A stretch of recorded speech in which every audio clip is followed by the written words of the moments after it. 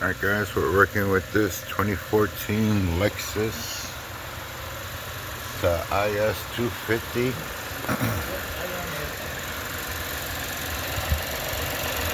And we're seeing some codes. I just took the cover off. And I'm seeing P0.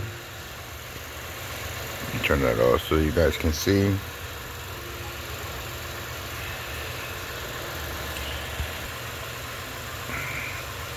So it's a P020 for the cam positioning sensor actuator, and it continues with the P020. Turn the light on. And actuator for bank 1. And look at it, what we're seeing. So this is why we're always testing things, always doing visual inspection first. It's crazy. Seeing a lot of this stuff happening with auction vehicles.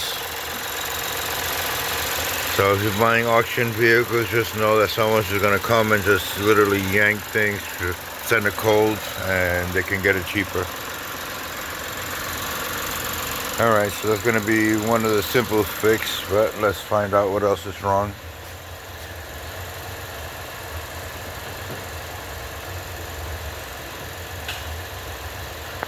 And we have